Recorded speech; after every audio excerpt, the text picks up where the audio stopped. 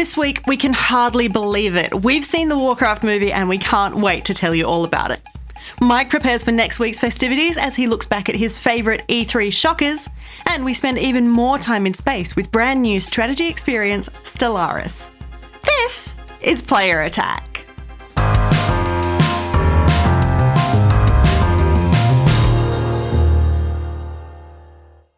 Hi, I'm Jessica Citizen, and this week everybody is playing Overwatch. If you're among the 7 million gamers worldwide who have logged more than 120 million hours on the game since the beta, you'll likely be pleased to know that Blizzard is working on a way to let you save and export your game highlights. At the moment, you can save up to 5 highlights at the end of your game, but you can't actually do anything with the recordings without using third-party software. Happily, Blizzard is working on a fix which will hopefully see you able to save these highlights and share the few-second videos with your friends. A game that's been given a heavy update now, though, is The Sims 4, which has just received one of the most exciting changes in the franchise's decades-long history. Finally, the team at Maxis has flipped the switch, adding some amazing expanded gender customization options. While the immediate benefit is an increased wardrobe for both male and female identifying Sims, as well as unlocking all the makeup options for the boys, the changes actually run much deeper. You can now change your character's physical frame, clothing preference, walk style, and tone of voice, as well as deciding whether or not they can use the toilet standing up. The seemingly trivial tweak required updates to hundreds of pieces of content, with Maxis working closely with GLAD to help make sure that all the changes were respectful. It's not the first game to include a setting like this. Sunset Overdrive included gender-fluid clothing options, but it's certainly the biggest, and it's great to see The Sims give gamers something they've been asking for since before the game even hit shelves. Moving on, and there is a new Fable game on the way, even though it's probably not the one you were expecting. Fable Fortune is a digital card game made by a bunch of ex-Lionhead developers with Microsoft's blessing. According to reports, a small team at Lionhead had been working on the card battler for a year and a half before the studio was unceremoniously shut down earlier this year. The game was never officially announced, let alone released, but that same bunch of developers just didn't want to see it die. So now there is a Kickstarter where Flaming Fowl Studios is asking for £250,000 to finish what they started. Go pledge! The full game is anticipated early next year. With E3 just a few days away, it's fair to say that the hype train is well and truly in motion. Remember when Nintendo said that it wouldn't be doing much at this year's expo outside of The Legend of Zelda? Turns out that was only referring to the show floor. Online, there is a whole lot on the way from the Big N, with a pair of day-long streams featuring Pokemon Sun and Moon and Pokemon Go, Monster Hunter Generations, Dragon Quest VII Fragments of the Forgotten Past, and Tokyo Mirage Sessions FE. That all kicks off on June 14 at 9 AM Los Angeles time. Even after all that, though, one thing that Nintendo will not be showing off at E3 is its brand new NX, but hasn't stopped the rumour mill from continuing to tick over about it. This week, we've heard that production on the new hardware from Nintendo has been delayed into mid-2017 so the company can implement VR features. We still know very little about the NX, which is believed to be part handheld, part home console experience, featuring both a display screen and a controller. That said, the NX might be the only new console that's not being shown off. Sony's press conference is expected to include details of that new PlayStation 4K Neo console that we keep hearing about, while it's anticipated that Microsoft will use its conference to unveil its new hardware too.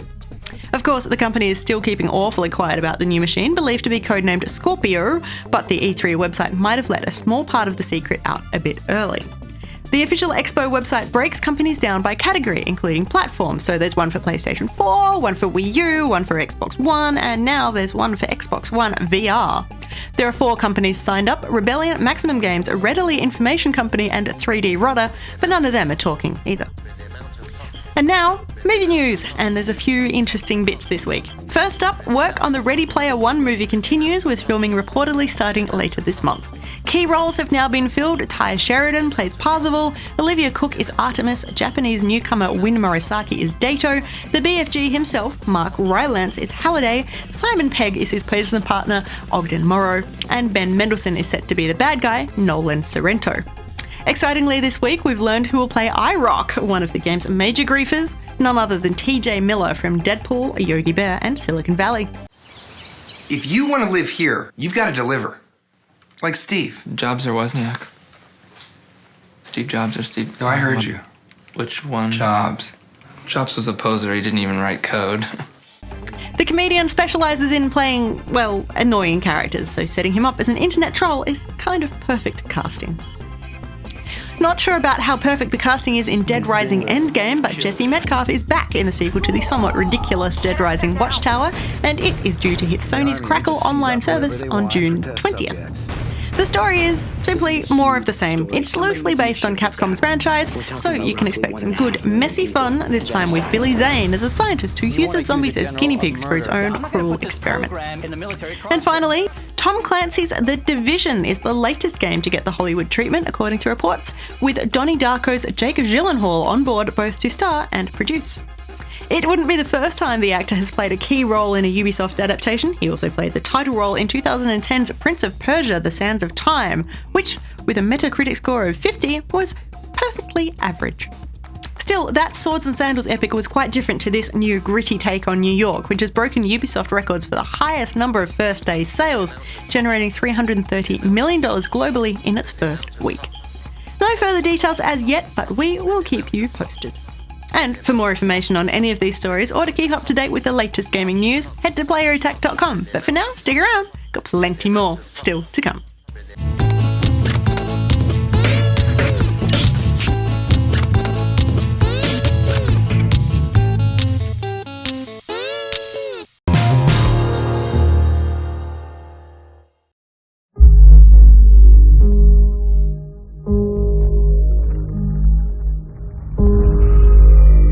For years, our world has been at peace. But something is coming. I can feel it. Various versions of the Warcraft movie script have been lying around the Blizzard offices for decades. The film itself was first announced 10 years ago, but languished in what's best referred to as development hell for longer than we care to recall. Original director Sam Raimi dropped off the project, and screenwriters came and went like leaves on a breeze. It seemed the studio knew what it wanted to achieve, but it couldn't quite find the right team to bring it to life. And then Duncan Jones signed up and immediately demanded some serious changes to the script. Turns out the director not only played video games, but he played Warcraft, and in the epic saga of orcs and humans, he was firmly on the side with green skin and tusks. I am Duratan, chieftain of the Frostwolf clan, and I am here to save my people. So the storyline of the movie was changed again to make the orcs team up with their human counterparts against a common enemy. Casting was finalised, filming was completed, and more than 2,000 special effects shots were applied, and the end result is Warcraft: The Beginning.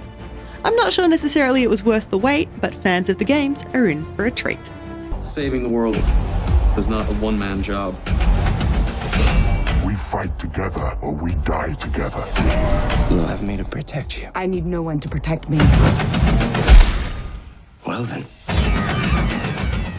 Warcraft's plot is one that will be familiar enough to lore nerds. Draenor, the orc homeworld, is dying, and all orcish eyes are on a potential new home, the lush greens of Azeroth. Access is via a magical portal which needs life energy to stay open, sacrificing crowds of captive Draenei, and predictably the orc warriors aren't keen on politely living in the new world alongside its current human inhabitants. Long story short, this is the beginning of the First War, which takes place before the dawn of World of Warcraft. So, we have orcs, we have humans, we have conflict, and we have a stunning setup. We also have the stories of the old mage Medivh, young mage Khadgar, warrior Lothar, his son Callan, Elaine Ryn, the king of Stormwind, Garona the half-orc, Frostwolf chieftain Duratan, his friend Orgrim, warlock Gul'dan, and this turbaned perfume vendor lurking in the markets. And if you think that sounds like a lot of storylines going on all at once, you'd be right. Warcraft tries to do a lot with its 2 hours of screen time, and really it might have done better with less source material. It's a common problem with fantasy and science fiction adaptations to want to include everything, particularly ones drawing from rich histories like the one Blizzard has created for Warcraft. As it is, while the core storyline is solid, most of the other branches are spread pretty thin, and more than a couple of characters feel like they're just there as convenient plot devices. Another problem with Warcraft is that it doesn't seem quite sure what tone to use. The Warcraft video games use two distinct approaches. There's the in-joke, pop culture saturated references of World of Warcraft, which would have made for a fun, surreal movie that likely would have been out of date the moment filming started. But then there's the completely different presentation of the cutscenes and cinematics, which are dark and brooding. An entire film of that would have been dramatic and gritty and a refreshingly new take on the fantasy genre. Unfortunately, we didn't really get either. There's a few jokey moments in Warcraft, the interplay between Lothar and Garona is poetry, but the rest of the film takes itself pretty seriously, just not seriously enough to verge into gritty territory, leaving the movie in a sort of safe, non-confronting middle ground. It's understandable, but it's frustrating. What's not frustrating though is the visual effects. With the exception perhaps of Garona's tusks, which are kind of distracting and don't really make sense, the orcs are amazing. Each one is unique, which makes sense. They've all been performance captured, so they're all real people, and there is so much personality and character embedded into each face that the crowd scenes feel like so much more than just a computer-generated cut and paste job.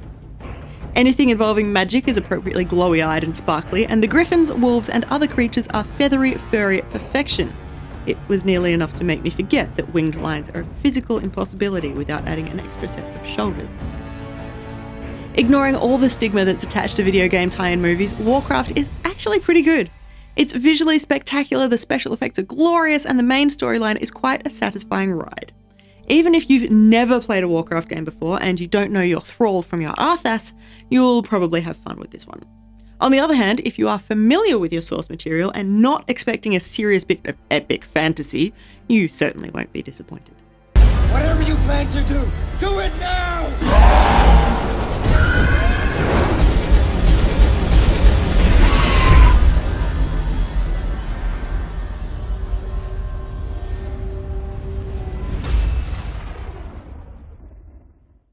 Everybody knows how important it is to back up all of your important data just in case your computer fails, your dog eats your homework, or something horrible happens to your mobile phone. That said, nobody seems to actually maintain their backups, but we're here to make things easy for you with this great hardware package thanks to our friends at WD.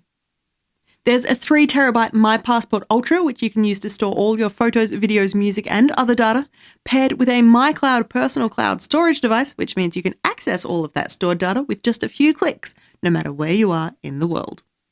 For your chance to win this complete backup solution, head to playerattack.com and follow the links to the WD competition, fill out your name and contact details, and tell us your best, or worst, lost data story.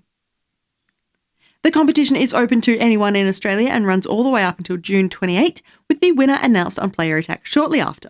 For the full terms and conditions, see our website.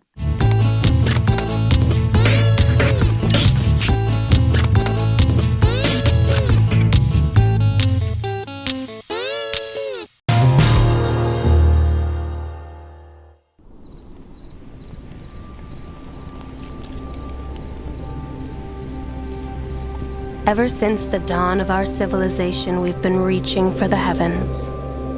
Our first manned rocket was a crude device. Far more advanced vessels would follow.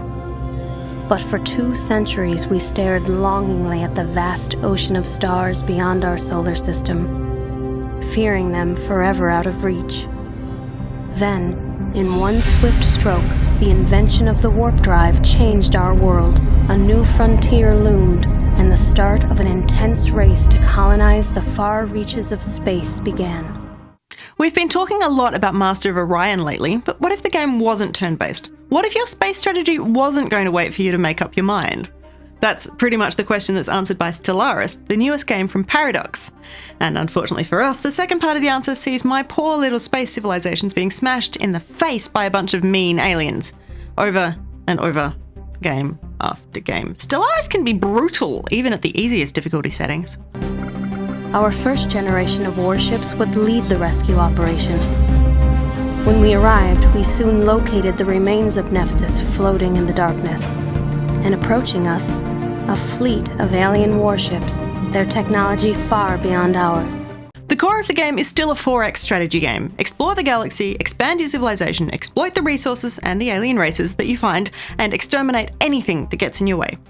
The shift to a more real-time, however, brings some interesting changes to the formula. Building your colony ships and sending them out to explore is pretty much the same, but the differences pop up soon after that. Instead of waiting for things to finish, you can now build new ships at your starport, assemble a power plant on the planet's surface, and recruit ground troops to defend it all at the same time. Another major change is when war inevitably comes to your corner of the galaxy. Rather than being shunted off onto a tactical battle screen, everything plays out in real time on the main galaxy map. And while it's impressive to watch both fleets smashing into each other, it's also kind of messy and a bit awkward. And frustratingly, you can't give specific orders to specific ships. But you can call in more ships to help, which means that you can turn a surefire defeat into a surprise victory. But it also means that your opponents can call in other ships, and then you're back on the losing side once more. All's fair in love and war, as they say, and this is just another wrinkle you've got to consider when preparing for battle. Unfortunately, it's not the only wrinkle in Stellaris. Think back to those typical 4X games where you can hand over control of a planet to an AI governor who can keep the place running while you're off exploring, expanding, exploiting, and exterminating. The same functionality is there in Stellaris, but again, it's a little bit different. You have to recruit your governors from a pool of characters. Each one can gain experience and get better at their job, which sounds great, until you realise that each time they level up, they're one step closer to an inevitable death, at which time you need to go recruit another one. But it's not just planets that can be watched over by these governors. Military fleets can have caretaker admirals, science vessels are run by AI scientists, even general research, the empire-wide technology advancement, can be led by recruited characters, and if you choose well, that can have a serious impact on your research speed. And of course, you're not alone in this galaxy. There are other civilizations dotted around the place, and you can interact with them in a number of different ways. You can, of course, trade bits and pieces to other groups, offering star maps in exchange for much needed minerals, or perhaps swapping energy credits for access through owned territory. If you want to improve relations with another species, try setting up an embassy. Most will respond well, but the more xenophobic races generally aren't too keen on the idea. So that's all pretty standard stuff, but those other groups aren't the only ones you'll encounter in the galaxy of Stellaris. There are also fallen empires, much older civilizations that are past their prime but still hold an awful lot of power right from the start of the game. They're happy to generally stick to themselves and not try to expand their territory, but if you get too close, they can get very annoyed very quickly. Even when you can't see them, they might be able to see you. Remember, they are much older than you are with much better tech. So by the time you worked out that you've stepped on their turf, they could already be rather upset. By way of apology, I once tried offering a bit of just about everything I had to an angry fallen empire, and they declared war, regardless. If you're fond of deep interactions and fine-tuning your intergalactic empire, Stellaris is a great pick. You can get around that pesky real-time thing by sneakily pausing the single-player game, gaining you a few moments to consider your next move, but just like in the real world, you'll eventually have to unpause things and let the game play out as it will. And unfortunately for us, that game generally played out with me getting beaten viciously without being given the chance to negotiate my way out of it. And it got a little frustrating, losing almost constantly to superpowered fleets with no warning, but not enough for me to actually quit the game. It's actually pretty fun being pushed to the brink of being wiped out and occasionally being able to blast your opponents into dust. You just might need a little more patience than you expect for a strategy game, or else an impressive vocabulary of swear words. It is a galaxy full of danger, but also opportunity. There are an untold number of species, border disputes, political tension, and betrayal, not that different from home.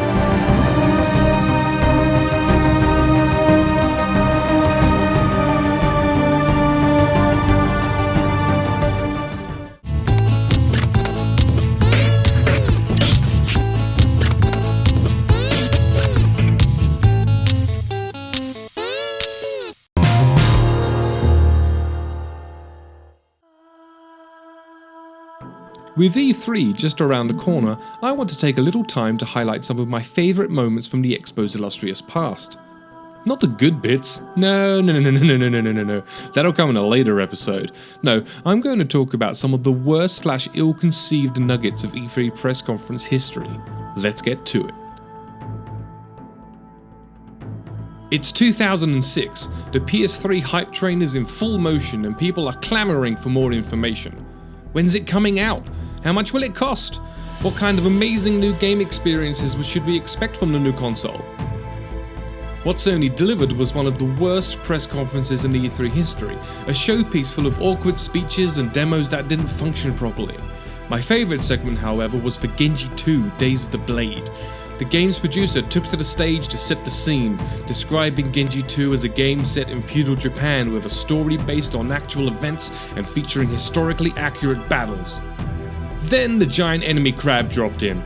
destroying scenery and also the entire spiel that the nice gentleman was saying.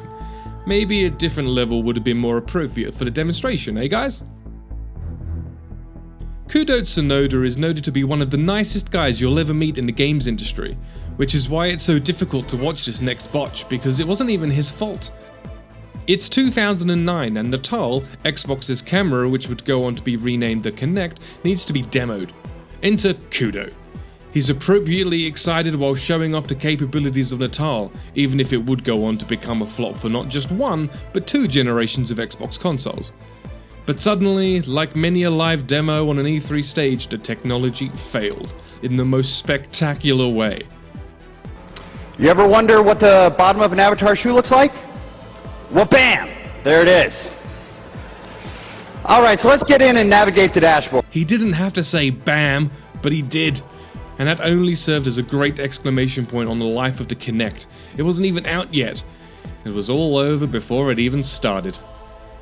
Ubisoft is not immune to a bad conference, and in 2010 they let everyone know. As the host was giving his speech about new technology and new ways to play, he is interrupted by loud music and flashing lights, and a swarm of attractive 20-somethings spew forth from the back of the hall wearing crappy chest harnesses and firing even crappier laser guns at each other through the crowd. A crowd of journalists and industry insiders. This might not have been your target demographic, Ubisoft. Maybe this sort of antic would have been better served at a public show such as PAX. It was incredibly awkward and practically halted any momentum the show might have had up until that point. What's worse is that it never even came out to 99% of the world. A few Canadian stores got some, and the only state in North America to get any was Texas. Nowhere else in the world even saw it release. Perhaps that was for the best. Sticking with Ubisoft but jumping forward a year to 2011 takes us to what I believe is the worst hosting of any event ever.